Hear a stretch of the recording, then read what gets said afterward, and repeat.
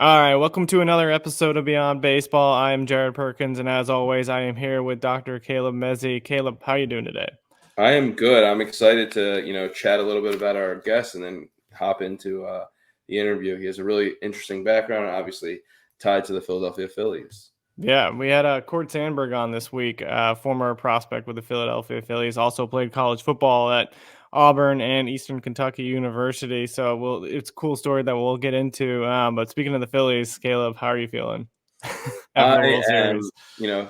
it's a little bittersweet. Those late nights have really caught up to me as I get older. But I enjoyed watching them. I don't think that anybody thought that they could get this far except them.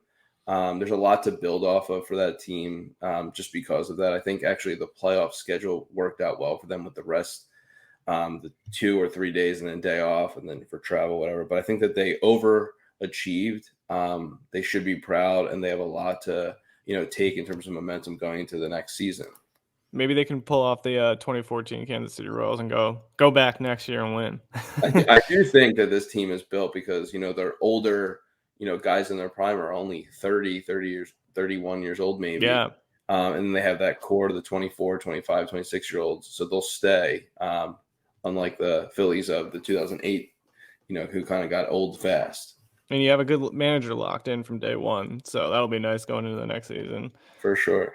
Yeah, but the other thing too that we're kind of rolling into for the baseball offseason, free agency started. Do you have a main target that you want for the Phillies to go get? Yeah, I mean, you and I were joking about the Trey Turner pipe dream. That would be great. I don't really see it happening. I want to believe all the rumors and stuff. I personally would like to see Dombrowski address the small window of opportunity, meaning going back to the playoffs, going back to the World Series, and trade some of the bigger name prospects. I wouldn't say they have blue chip prospects, but trade some of those for controllable arms. So like a 4 or 5 in your rotation, maybe like, I don't know, I'll just say like an AJ Puck, like for the A's, get someone in the back end of the bullpen who, has a sturdy arm. Because I think that you do need to get younger, but you also need to get the guys up here soon. They do have 3 main pitching prospects in the minors that I think we'll see either next year or the following year as mainstays in the rotation. So I think they need to just bridge the gap with talent from now until then. Yeah, I'm kind of in this similar boat with the Royals. I really want to just kind of get a couple arms to help those younger arms that they keep trying to develop at the major league level that just keep struggling here and there. But yeah, going into this interview too that we had today with Cord Sandberg, I really enjoyed this one. I thought that he was an incredible human being. And the big thing that stuck out to me is he just kept talking about mentorship and the people who helped him along his journey and how he's kind of trying to pay that forward to others, whether when he was going to college football and mentoring the younger guys because he was an older 26-year-old quarterback. And then now going into his career in coaching and just taking the lessons he learned from all his mentors and trying to use that for the future generation. Yeah, I think one of the things that we discount a lot or we just don't even talk about is how talented these guys truly are, like how athletically just talented they are. And to Yeah. be able to play 2 sports, he's not the first person we've talked to. He won't be the last person we talked to who played 2 sports. But then to say, I've gone as far as I could in one sport. It's now time to look at the other Yeah. sport because my window is closing there. It's just even more remarkable. And it's a testament to the fact that we've heard over and over again that you don't have to have you don't have to only focus on plan A. You can have a plan B. You can have a plan C. And he did that. And we jokingly said in the thing, he was like open to any transition, whether it's Yeah. going from the baseball field to the football field and going from quarterback to wide receiver / tight end. We're going to talk more about that in this interview. But I think being open to those transitions and taking them in stride and understanding that it's a process for yourself. I think one of the things that stuck out to me was obviously he was very, very understanding of who he is, Yeah. his identity, and he was always grounded in faith. And I think this might be the first person we talked to who talked about faith that much. And I think I mentioned this in my research. Faith was one of those things that we didn't reach a consensus on in my research, and mainly because it's a case by case need. And really, Yeah. if you're religious, it fits you. If not, but he's somebody who understood the role that it played in his life, and it was consistent throughout. Yeah, I think that was a great message too to get across. And so, speaking of transitions, let's transition right into that interview cord. Enjoy it. Welcome to Beyond Baseball. We have a great guest today, Cord Sandberg.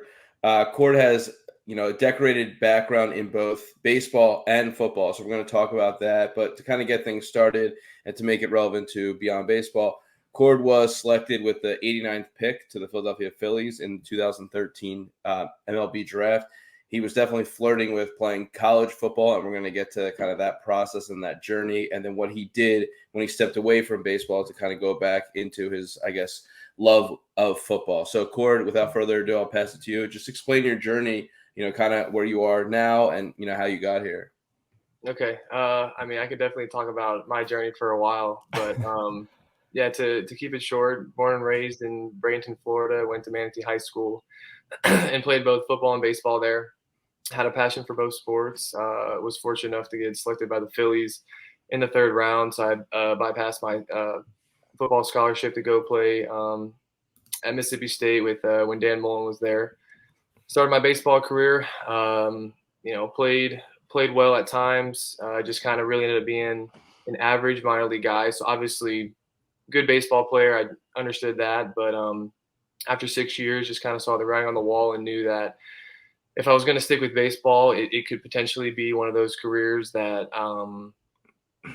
you're well into your late 20s, early 30s. You're a minor league grinder. You might get a shot to make it to the show and all that, and just kind of praying on it because my faith has always been the biggest part of my life. Just praying on it, I was like, you know what, I think it's time to move on, and because I knew regardless of if I played football or baseball, it's going to end at some point, and what am I going to do after that? And I knew my passion was a little more football. So I was able to get a scholarship to go to Auburn. Gus Malzahn I think he was the first coach to offer me a scholarship my sophomore year back in, I guess, 2010 or 2011. And fortunately, he was able to, he hadn't even seen me throw a football in like 10 years. He was like, yeah, we got an extra scholarship, and, we'd love to have you come out here and play and, compete. And so I was pretty locked in on going to Auburn and getting an education there. Hopefully, playing. Obviously, didn't end up playing as much as I wanted to, but I knew the experience and everything was going to be great. Met a lot of great people there as well, and that's kind of transitioned me into this coaching role that I'm currently in. I graduated from Auburn, went to Eastern Kentucky, and played one more year. I wanted to give it one more year to try and get on the field and do some things. I played more receiver and tight end here at Eastern Kentucky than I did at quarterback. And I had my pro day, gave it a shot, didn't hear anything. And so now I've just kind of transitioned to the next part and do what I can to make an impact off the field. Yeah, well, I know that you came out of high school as a dual threat quarterback. It's clear that you are way more than dual threat, just football player. One of the things I wanted to kind of talk about is the journey to getting selected by the Philadelphia Phillies, because it's clear you said it, football was your true love. I'm sure that came up in conversations. What was that like? Were you getting, scouted? They were writing reports and you kind of weren't having contact, or they just saw you as an athlete? Like, what were the conversations like leading up to the draft and then when the selection happened? Yeah. So I had quite a few in-home visits with area scouts, and that was obviously a topic of conversation. And I told them, I have a passion for both sports, but if given the opportunity, I would really love to focus on baseball. I've been playing both my whole life, and so I truly believe that if I was given the opportunity and if I was able to, within, I guess, that 4, 5, 6 year window, able to see kind of what I needed to do to have success at the highest level, I would have loved to been a big leaguer, and I would have had no regrets not playing football if I would have been able to have a little bit of a faster track to the show. And so those conversations with those guys, I was honest and let them know.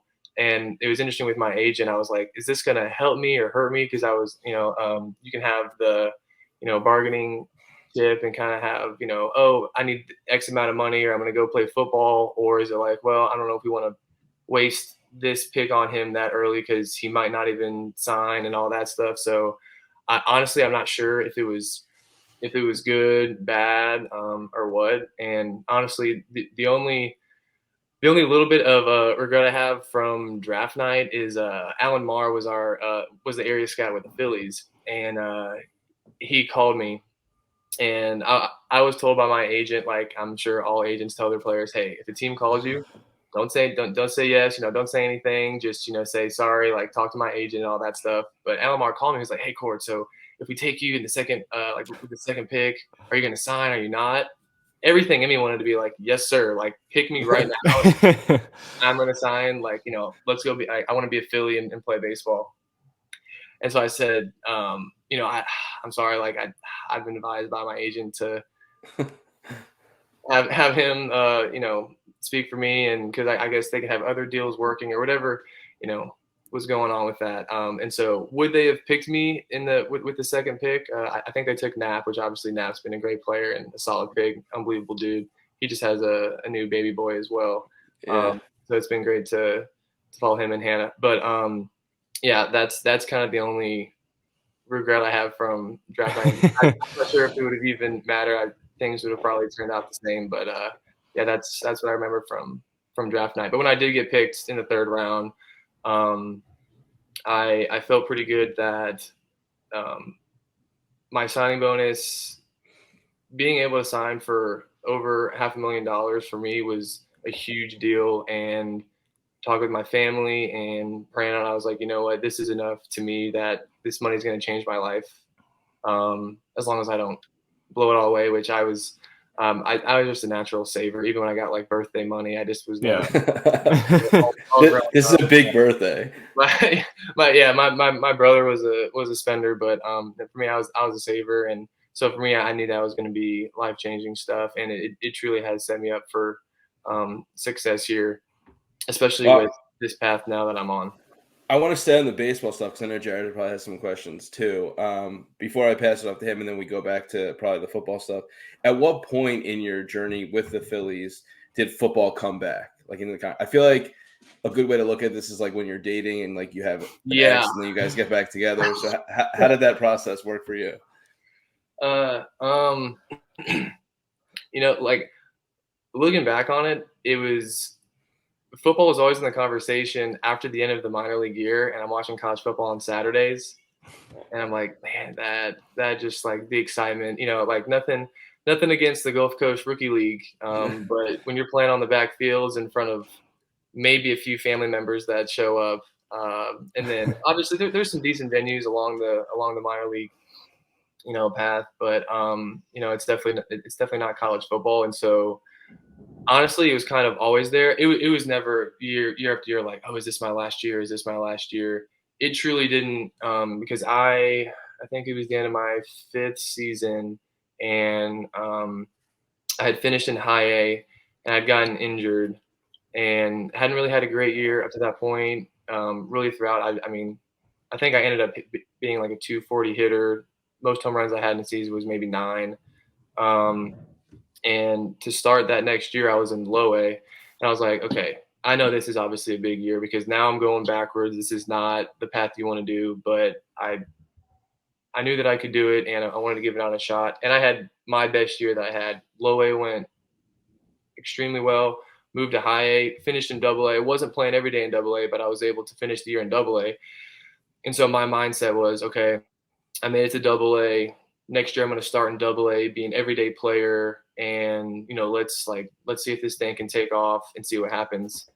And got to spring training, we had signed some guys, and the way that it shook out, I started on the Phantom roster. I wasn't even on our actual roster to start in double A. I think 2018 might have been the year, and so I wasn't even on the roster. And then I finally got on the roster maybe a few weeks into the season, was playing a couple times a week. And then when I was playing, it was just okay. And I remember having a conversation with Joe Jordan, who was kind of in the minor league. I'm not sure exactly what his title was, but I understood he was in charge of kind of where guys are in the minor leagues, and had a conversation with him. And I was like, hey, where do you see me this year, next year? Like, where am I at? Because I was expecting a lot more ABs this year to kind of get more of a baseline on kind of who I am as a baseball player.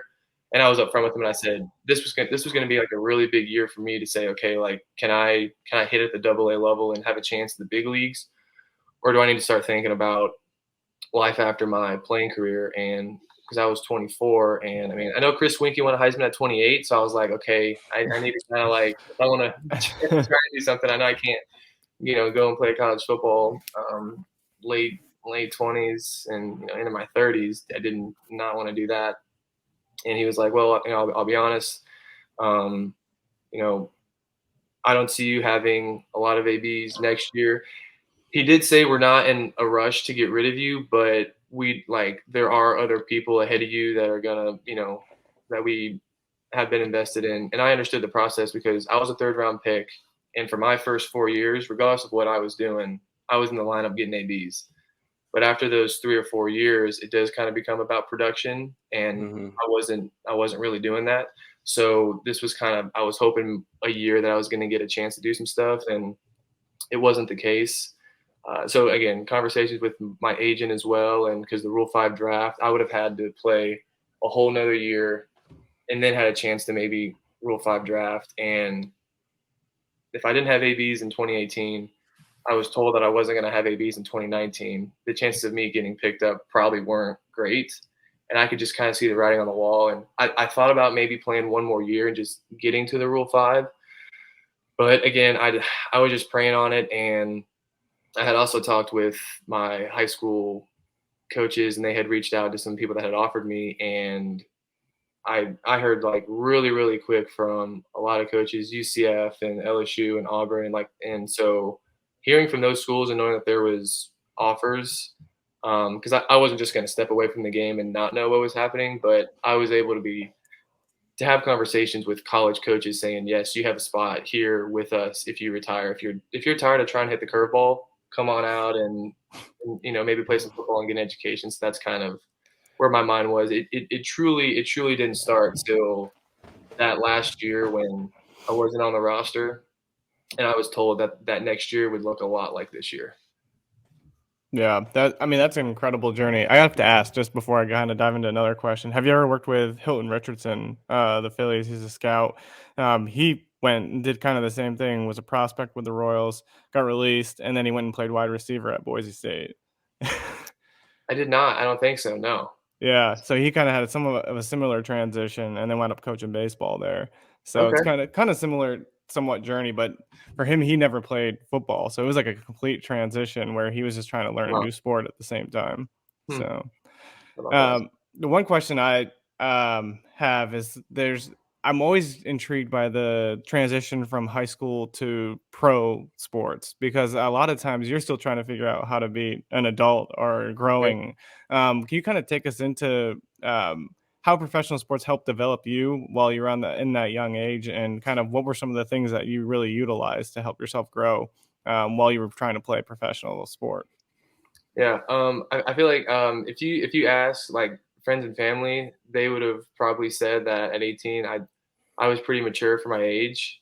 And so I did feel pretty good about getting into pro ball and how I was able to handle myself. But it's definitely a transition. I mean, what I remember is having conversations about like insurance and like I mean even like basic things like making doctor's appointments and Mm-hmm. having to sign documents related to your health and future, like all of those things. It was like I found myself like googling stuff all the time, like trying to understand more of like what this adult life is. Because yeah, I mean you guys are right, when you go to college a lot of that stuff it's kind of like a gradual thing. Yeah. And then also when you get thrown into pro ball and you're 18 and you're sitting down and you have orientation with just all these like doctors and professionals and all these like just paperwork thrown at you. I'm calling my mom like, hey, like there's all this stuff. What's the deal? She knew a few things. There's some other things that maybe were kind of potentially new to her as well, dealing with a professional athlete.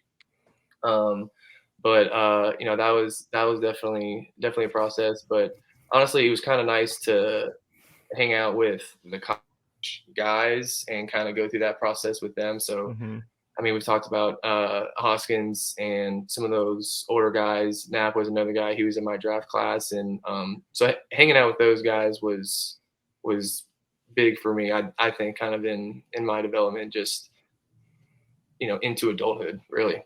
Yeah, I interviewed Ben Kujina, who's a prospect with the Royals, and he talked about how those older prospects, and a lot of them that actually had the college experience too, would do morning coffees with the high school kids who just got drafted because they were like, this is an opportunity to teach them, It help is. them learn how to kind of go through the process. And he said it was a great opportunity for them to kind of learn, okay, how did they handle this situation when they came up with it? And just, I think those learning opportunities are always huge. Hmm. Yeah. Yeah. One of the things I want to add to that, it's actually a perfect transition. I don't even think we planned this, but one of the things I have written down here that I want to talk about is when you were with the Phillies, you were with, we talked about Reese. We didn't really talk about JP Crawford, but he was the first pick of the year. And then Yeah. you mentioned Andrew Knapp. So those three guys that you play with, I know there's more, but they made it to the pros. They've established themselves as career, pretty good career. They're going to get their pensions and all that kind of stuff. And then you go to Auburn, and I could be wrong here because I'm not a huge college football guy, but you play with Jared Stidham, Malik Willis, and Bo Nix, or they were on the roster when you were there at one point. So Correct. At that transition, you're now the older guy, no offense, and you're mentoring these guys who, I mean, Willis is in the NFL now. Stidham is still in the NFL. Bo Nix will be in the NFL, and I know they're not at the school anymore, but talk about that because you went from, I guess, being the young buck to being essentially their uncle. I don't even want to go the grandpa route yet, but yeah, no, I mean, I was called grandpa, dad, uncle, all that stuff, 100%. And yeah, and because I retired from pro baseball and surprised my wife and proposed to her on the same exact day. Wow. Oh, wow. That's You have to talk about that in a little bit. That's a long story. But one of the best days of my life. It was amazing. But yeah, so when we made the transition, I knew that I was going to be a husband, and for the first fall, we were just engaged and we got married the following February in 2019. But my wife and I took on the role of kind of being somewhat of a mom and dad, of the team a little bit, and it was great. We had guys over. My wife's talked about this on some different podcasts with people down in Auburn, and she was able to make meals, and I brought the guys over, and we just kind of talked, and you would see some of them were dating girls at the time. Some of them throughout my 3 years ended up dating a girl, and I mean, I think we probably had 5 or 6 guys that were either dating or had just met their girlfriend and they're now engaged or married. And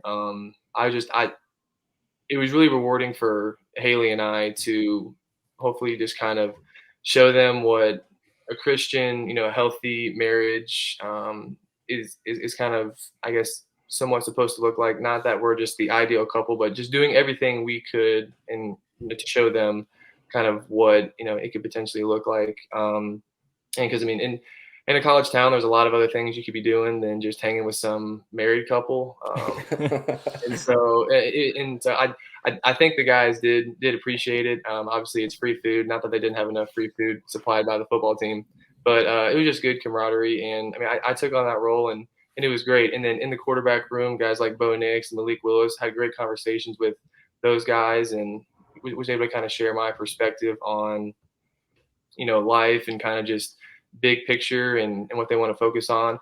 Malik Willis was always a pretty headsy, huge man of faith, just and a lot of guys there. And that was one of the special things about Auburn is I know a lot of football teams do kind of preach family and faith and all that stuff, but a lot of the guys that I was with at Auburn were, I mean, truly just passionate about football and their faith and the camaraderie with friends and family. And so those guys were great human beings, before I met them. But I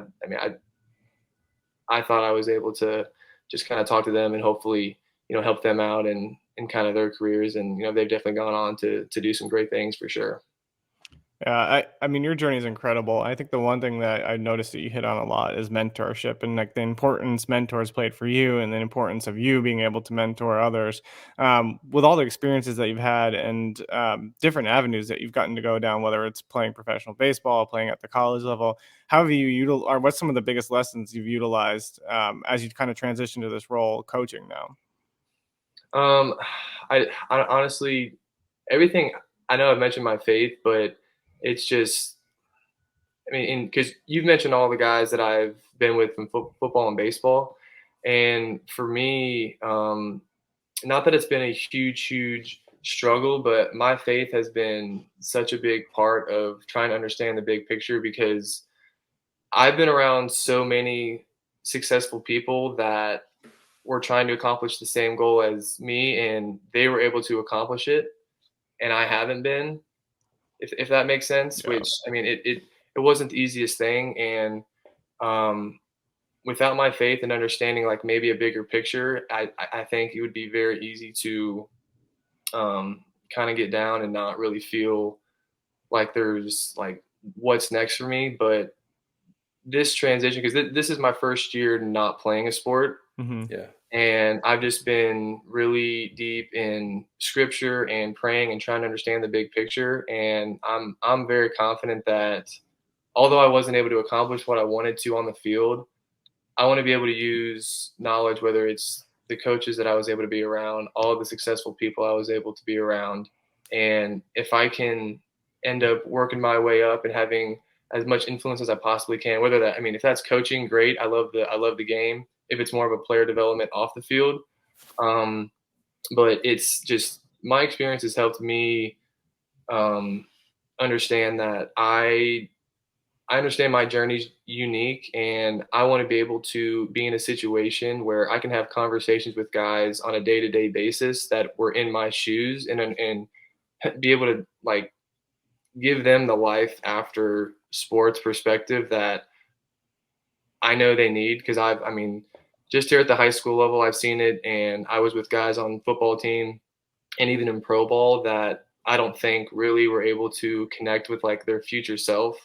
And I actually watched a documentary recently talking about like the disconnect between like your current self and future Hmm. self. It was like in relation to retirement and how people don't are not able to kind of save for retirement because they can't really relate to their future self. Hmm. And that's the biggest thing that I want to be able to have influence on. And again, not sure what that's going to be. I hope it's coaching. That's the path that I'm hoping to get. I know once this coaching carousel starts and guys move around, I'm hoping that I can find a spot and feel good about getting plugged in and working my way up and have an influence. But it's just it's a really big part of what I want to do and kind of what my purpose is, because I've kind of accepted that my platform is not going to be on the field and being a big leaguer or being in the NFL, but I understand there is an avenue off the field where I feel like is where the Lord wants me to go and make an impact off the field. So I'm excited for what doors are going to open here in the future. Obviously at the high school level now, and if for some reason it only stays at the high school level, I I, I understand that, but I'm hoping to work my way up and have as much influence as I possibly can. Yeah, I like the idea that you're bringing up in faith and that you're grounded in that. And I'll tell you why. A few things came up when I did my research, but one of the things that didn't reach a consensus was actually religion. So the interesting thing part, there is that like if you're not religious, it's not going to play a big role. But it doesn't mean that it's not a big role. It's just case by case. And I think you're one of the cases where it's like this is something that helped you, that grounded you, that was consistent throughout your journey. One of the things I want to just bring into it, because I think that the answer will come back to faith ultimately, is like, can you talk to us about every step of the way in this transition and what you felt like your identity was, whether it changed or whether it stayed the same? I mean, you naturally took on transitions. And I actually think, Jared, when you were talking about Hilton, I was thinking like, this is a very similar story because it was almost like Cord was like welcoming transitions. Like it's one thing to go from baseball player to college football player and then going back to your position of quarterback, but then going from quarterback to receiver / tight end, you're just like, I want to transition. I want to learn. So how would you say your identity kind of went from high school to the Phillies to Auburn to EKU to where you are a coach and a teacher now? Yeah, I would say, and I know a lot of athletes have said this before, but from the get go, my identity has been in Christ and who He sees me as, which has been huge. And quite honestly, I've had this conversation with guys, people that play sports and other things that don't have kind of the, I guess, foundation of kind of what's going on. Like to me, baseball, if you're just kind of in a world where like, um, you know, this is it. There's nothing like there's no eternal life. Like this is just it. It seems like that'd be very overwhelming. So I know for me, my identity in Christ has been huge. But yeah, I mean, I was a baseball player and I wanted to be a big leaguer, and then I made the transition, and I I think it'd be very easy to see some because you could really look at my career and be like, wow, that guy was an absolute failure. Like he didn't. I mean, besides getting drafted in the third round, that's obviously a successful thing. I'm extremely blessed. I know a lot of people don't have that opportunity, but after you were picked in the third round, everything you've done could you could look at it and be like, wow, that's a failure. And so my biggest challenge is finding the like you're saying, identity. Like, okay, so who am I? Is it like a failure identity, or is it like, wow, look at all these different things that you were able to accomplish along your path that is hopefully going to lead to so much good and so much change in people's lives that's going to need it. Because while I was, I guess, a failure, i I do understand that there's a lot more people that aren't going to be big leaguers than are, and so those are obviously the people that are going to need to be impacted and hear from people that have gone through it with a positive mindset. Because I think, no, I mean, I have no idea what I'm going to go on and accomplish and what the Lord has for me in the future. But if you have a lot of athletes that are able to have a mindset of not accepting failure as an okay thing, but understanding that this truly is a process to learn from it. And whether you're a big leaguer or not, you're probably going to be done playing sports at 35 anyway. There is so much more after, and you need to be able to understand and have a purpose on what you're going to be able to accomplish with that time. And that's what I'm looking forward to doing somewhere. Yeah, and I think that's awesome. I think the one thing you hit on too that I'm working in baseball for as long as I have or had, the one thing I don't think people realize is that minor leaguers are the ones who really grow the game of baseball, not the guys who make it to the next level, because they go back into their communities, their individual communities, and they're either teaching kids lessons or they're working at their local high school. They're Hmm. the ones that are really growing the game every single day. No, that's true. That's true. I mean, like, I know there's an account on social media, minor league grinders. Yeah. I mean, it just and they show the stuff during the season, but I mean, I play with so many guys that are mowing lawns and Hmm. working at UPS in the off season and just doing everything they can just to like try to help fulfill a dream that they've had. Um, so yeah, minor league baseball players are just the ultimate grinders, and I do feel that because of their experience and all the different, I mean, so much diversity in what they've been able to be exposed to, they are set up to have a huge impact if they choose to do so. I think. I Yeah. mean, I think the whole like when you're saying I could say that I'm a failure, and then I go back to the phrase that you said from I think it was a coach who said when we're getting sick of hitting curveballs, which I think is the hardest thing to do in all sports. Come play football with us and go get hit by other men. Like that's just like that's like the great. It's like most people who are like I can't hit a curveball or whatever. I'm struggling. I can't do this. Can't hit 98 miles per hour. They go, I don't know what I'm gonna do. This person's saying, come get hit. You know, come take snaps here and just get walloped in the face. But that's a crazy thing where you say like I could call myself a failure, but ultimately what you're saying is I had other options because I was such an athlete, and like that's how I think you're grounded in faith, but I also think you're grounded in just the beauty of sport and spirituality. Yeah, and my wife, she's been a huge because she's one of the biggest believers I know, and she's been um, just one of my biggest fans. And it's been 'cause through that transition, she was always positive through it. And I mean, she didn't know she was signing up for. She started talking to a baseball player, and watched me for a couple seasons, and then I said, well, I was decent at football too. She was like, okay. I mean, she didn't know anything about my past, and she's like, okay, well, I mean, we'll see. And then, I'm like, hey, Auburn offered me a scholarship. She's like, okay, well, I guess you're You're okay legit. to do that. And then obviously didn't play as much as I wanted to at Auburn, but when I was able to, because I was the backup in 2019, I believe, and so I mean, just one play away, going in practices with the twos, and I'm one play away, and that's an like as far as um, a mindset that is kind of challenging. If you're a backup quarterback at a big time Power Five program, that takes a lot of I mean, I guess it comes back to faith.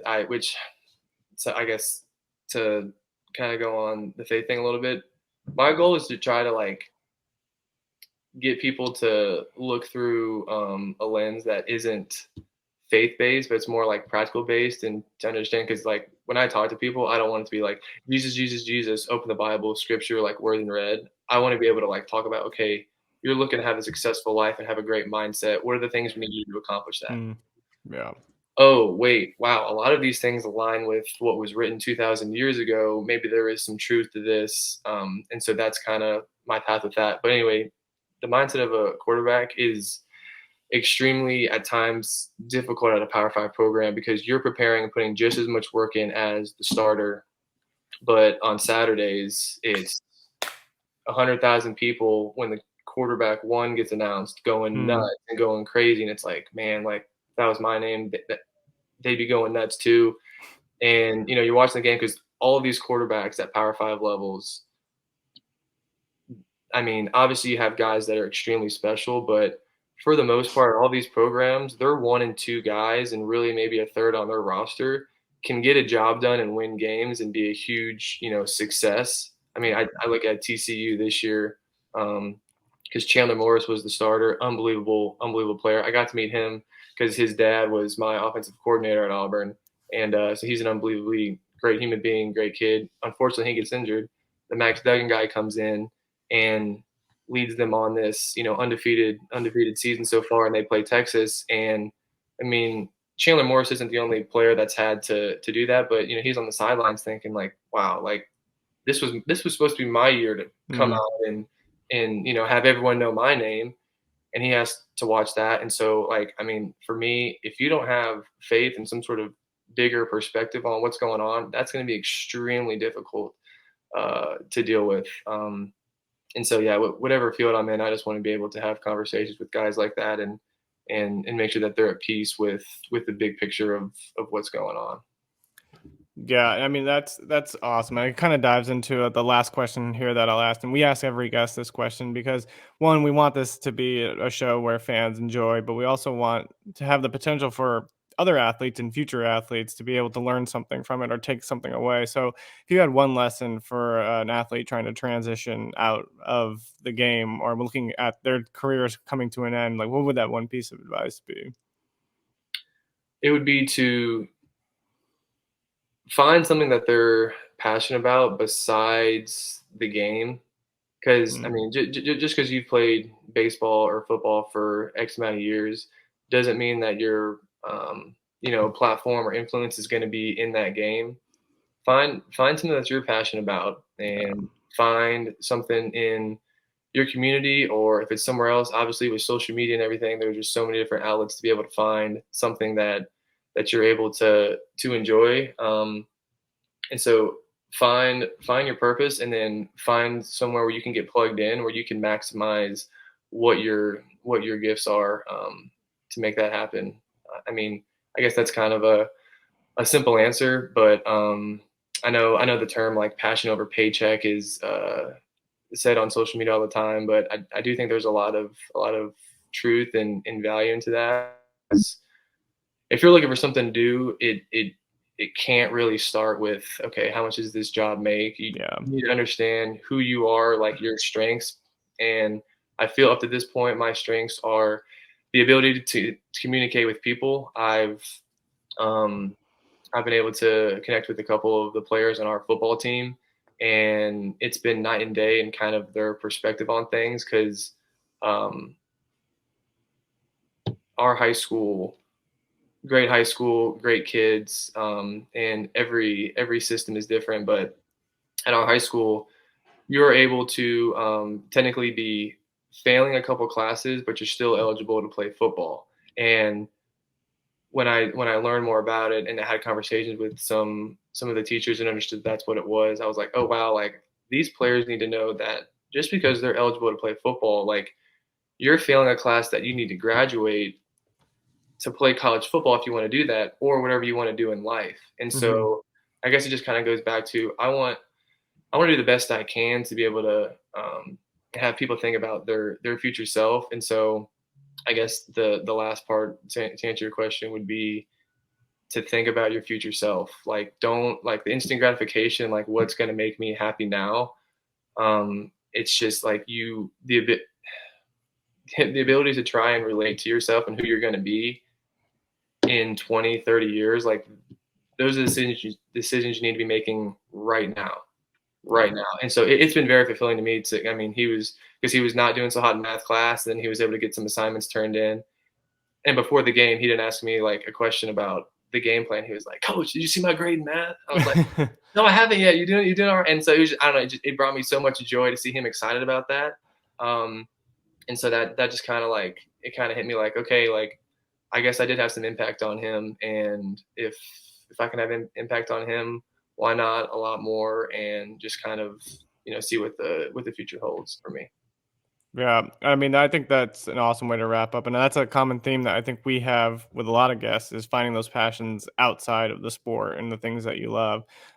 Corey, we can't thank you enough for joining us. This was an awesome interview and just an awesome to spend some time with you and talk about all these things. And we wish you nothing but the best in your coaching career. I appreciate that. I appreciate that, guys. Thank you, Cord.